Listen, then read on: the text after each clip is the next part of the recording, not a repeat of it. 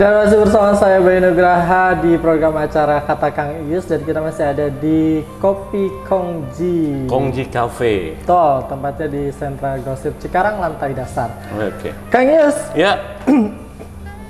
kita sekarang akan bahas soal kekosongan-kekosongan ya. Kekosongan. Sama- Yang penting jangan kosong pikiran. Nanti bisa kesurupan. Iya. Udah. Sama jangan kosong hati ya. Iya benar, kosong hati nggak boleh. Kosong hati. Iya. Jomblo dong. Apalagi sekarang akhir pekan, malam minggu. Aduh, Ngapain ya? Mendingan nongkrong sini asik. bener. Sendiri juga nggak ada masalah ya. Biar jomblo ya nggak apa-apa. Siapa tahu di sini nemu jodoh. Jomblo nggak apa-apa, yang penting banyak fan. Iya, tinggal milih deh dari fans. Iya. Buat nemenin nongkrong. Atau mungkin pusing karena kebanyakan kali ya. Kebanyakan apa? Kebanyakan yang dipikirkan. Iyalah. Si ini, si itu, si ini, si itu.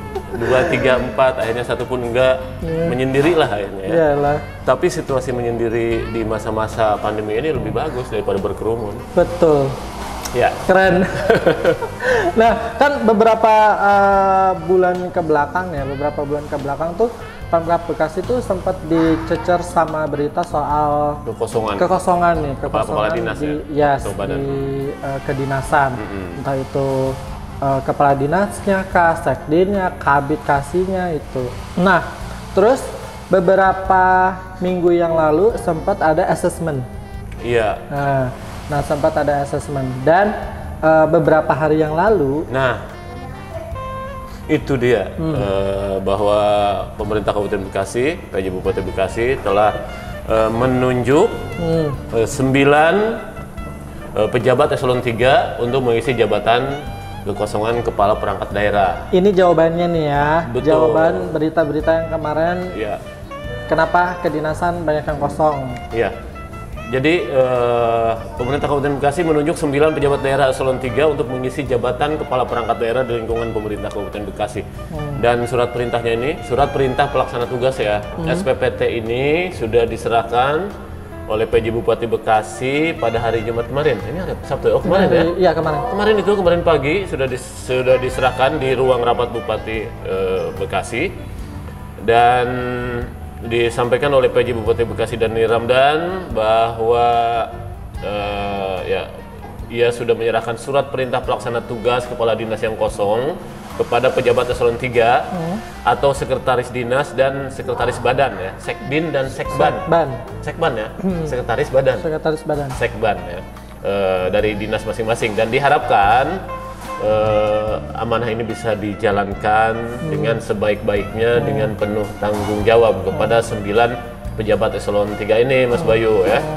Ya, yang pasti itu yang pertama ya, tujuan dari penunjukan PLT di 9 pejabat eselon 3 ini untuk supaya lebih fokus tadinya yang merangkap itu, kemudian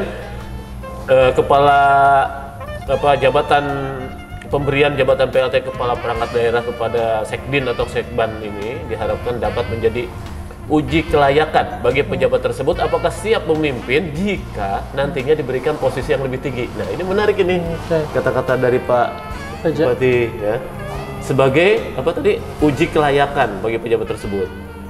Jadi mungkin yang sekarang sebagai PLT ini artinya ada peluang juga dong ya buat jadi kepala dinas beneran. Kepala dinas beneran. Ya kan? Iya. Itu kan. Jadi emang harus ketika sudah ditunjuk secara resmi, maka disitulah ada uji kelayakan untuk membuktikan kemampuan bahwa aku layak menjadi kepala dinas. Aku bisa. Aku pasti bisa. Gitu kan. Kang Yus, kalau sebelum-sebelumnya nih ya, pengisian kekosongan di kedinasan itu biasanya kepala dinas jadi PLT kepala dinas yang lain. Nah, terus sekarang malah sekdin sama sekban yang mengisi kekosongan kepala dinas. Iya. Memangnya ada ketentuan tersendiri nggak sih? Ya, sepertinya sih kalau kita lihat, memang kalau misalnya akan lebih paham permasalahan di dinas tersebut, mungkin yang menjadi PLT itu adalah harusnya sekdin dinas tersebut ya. Iya kan. Ya, mungkin itu lebih baik sih ya. Ya, cuman kan itu kan tergantung dari pimpinan tertinggi lah, bagaimana penempatan orang-orang tersebut. Tapi yang pasti dengan kalau disebutkan itu sebagai uji kelayakan, apakah mampu untuk memimpin untuk mengemban jabatan yang lebih tinggi. Ini pun sesuatu yang menarik ya. Satu sisi ada beban yang lepas dari kepala-kepala dinas yang berangkat jabatan tadi, di sisi lain juga ya saatnya menunjukkan kemampuan si sekdin ini sama sekban ini nih, mungkin untuk juga bisa naik tingkat lagi. Betul lah. Aku dari kemarin juga aku mampu gitu kan. Aku mampu tapi aku tetap jadi Kang Ius. Iya, karena kan agak aneh juga ya, agak rancu juga kalau misalkan nih Kang Ius memang punya basicnya tuh media. Misalkan ya punya basicnya media, terus tiba-tiba ditempatin di suruh pendidikan. Betul. Atau misalnya Bang Bayu sebagai host, sebagai presenter, sebagai announcer, tiba-tiba suruh nyarpis motor. Ya. Gitu kan?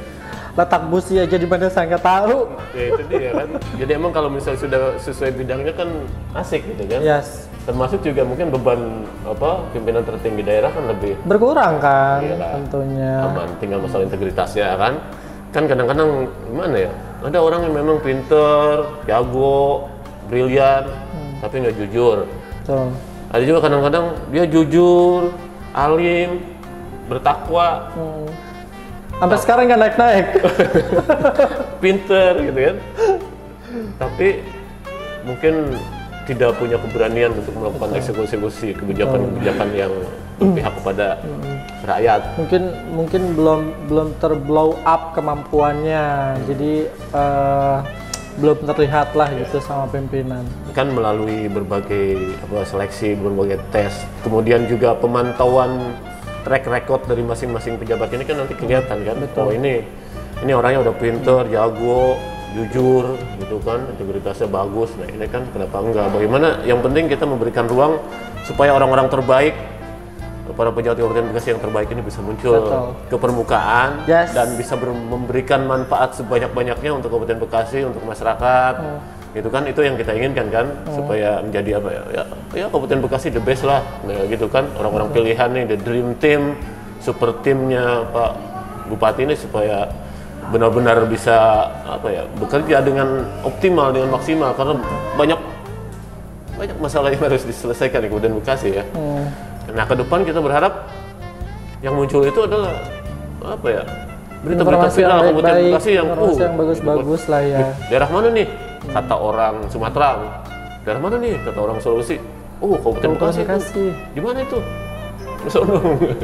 Cikarang. Kan enak didengarnya ya kalau keluar berita yang bagus-bagus ya, mudah-mudahan 9 orang ini bisa menjadikan Kabupaten Bekasi jadi lebih baik lagi ya. Termasuk dinas-dinas yang lain juga. Betul. Oke, sahabat Ibu Mukti, jangan kemana-mana, nanti kita akan kembali lagi tetap bersama kami di Kata Kang Ius.